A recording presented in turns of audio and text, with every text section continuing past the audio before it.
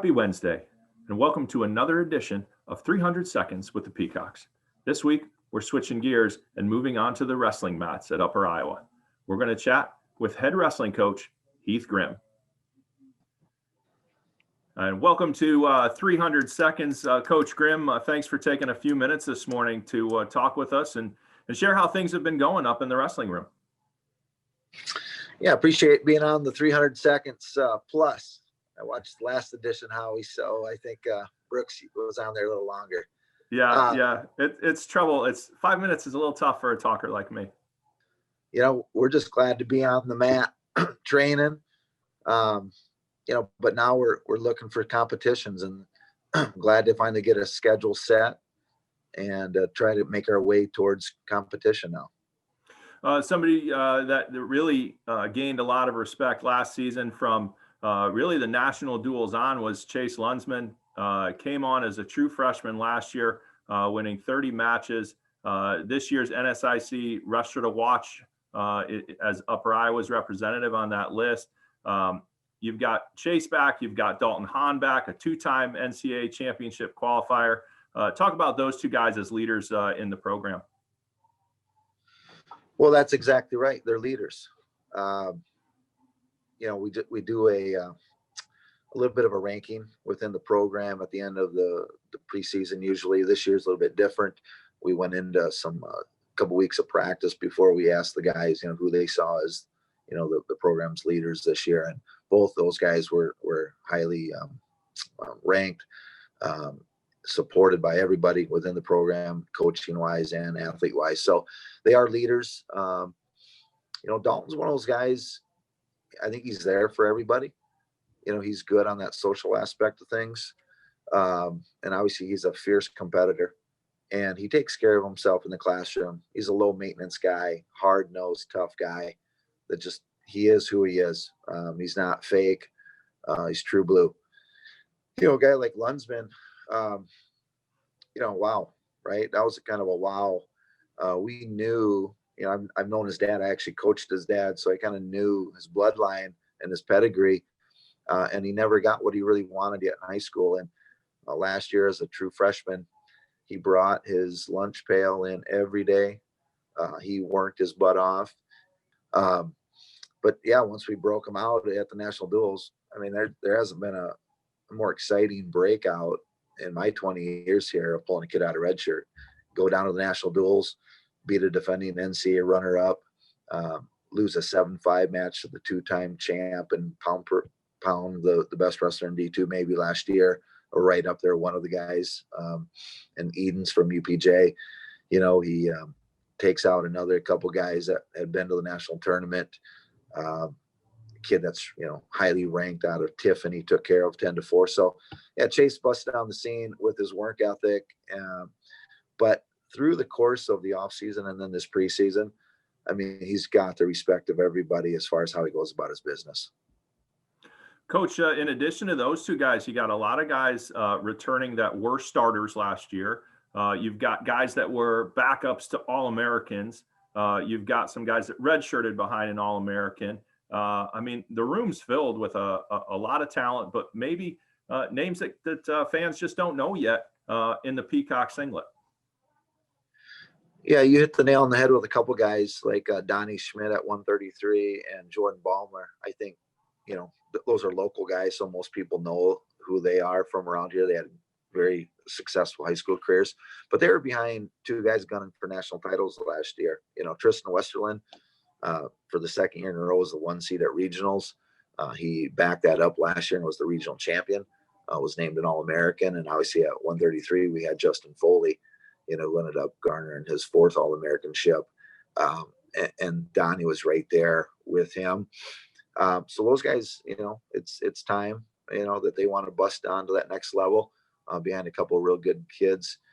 174 last year was a battle between, 3 guys, Dalton, Nelson, Jamie Galing, and then Myron Crawford came on strong.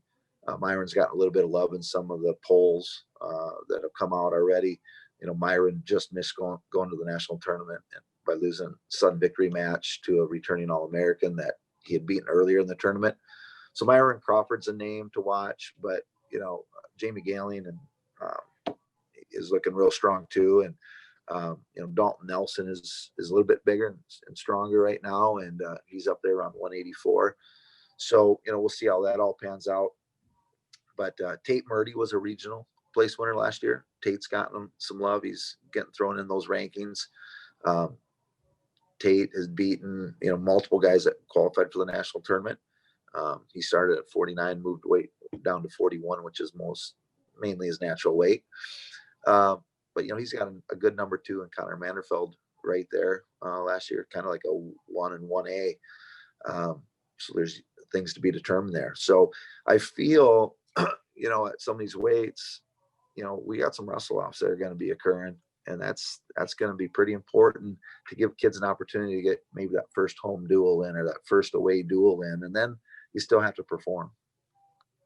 Coach, when we're talking about those duels, the schedule out, just 6 duels, all Northern Sun competition. We will be trying to get extra matches around those duels to make sure that not just the 10 guys are on the mat. So talk a little bit about trying to wrap around that, just 6 chances to go out there and compete prior to the regional this year. Well, ever since getting national shut down last year, the coaches' membership to a T was making sure that this year was important. And we defined that as having a national championship. That's how we defined having a meaningful season this year. So we weren't backwards from there. Our mindset was, hey, let's have nationals. We need a qualifier, maybe not. I don't know. We need a national tournament. So then to get the duels in front of that, I want more wrestling. I really wish that we could be going to some bigger events, to be honest. Just keep your testing up, live in a bubble, do your daily screens, just do things right and have more opportunities to compete. Because it is hard, because the red shirts and the young guys or maybe the number 2s or 3s aren't going to get those match counts. And it's tough. This is a tough sport. Be going through that on a daily basis, fighting, keeping weight under control, sharpening your skills, and not getting the opportunity to go wrestle somebody in a different singlet. So the 6 duels are the six duels. It is what it is, and we're very accepting of it. We're not fighting that. There's no need to. I think those programs that are fighting it are probably putting themselves at a mental disadvantage. Can we get some extra matches in, get a second mat or wrestle some number 2s or 3s or whatever it is, pre and post duel? We may do that, but we got some logistics there too with travel. We want to be respectful of the teams traveling to us. Obviously, we'd love to wrestle as many extra matches as we can each and every dual meet.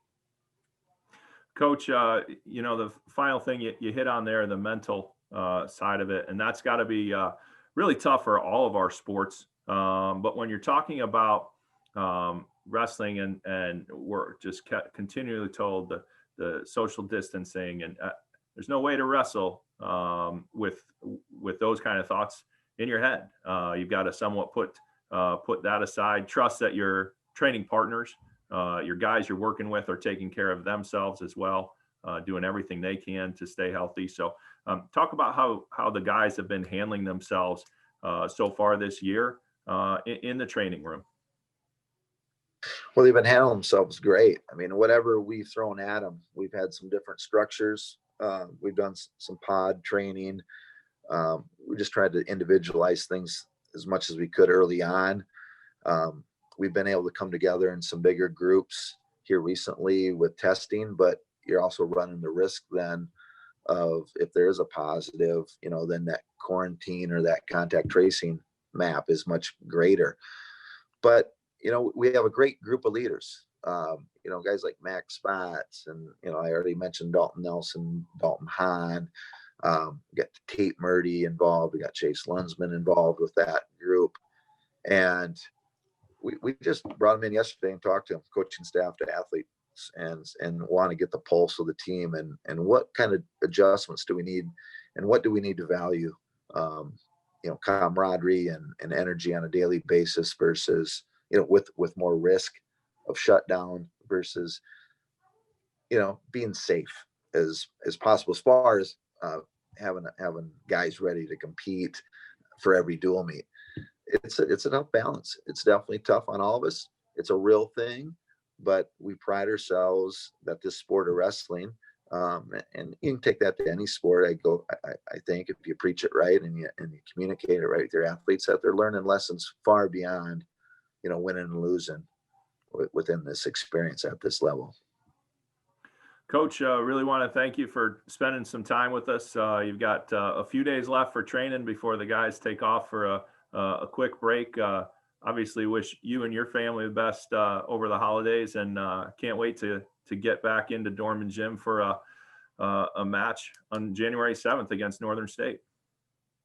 Yeah, I appreciate it. I love the fact that the schedule did work out that way. We come back from break and, we get right on the mat here on our own gym. So appreciate it, Howard. Happy holidays to you as well. And fans, we'll be back again next Wednesday. We'll get Coach Oakland, Nate Oakland, in his second year with women's basketball, in the hot seat and talking with us for another 300 plus seconds.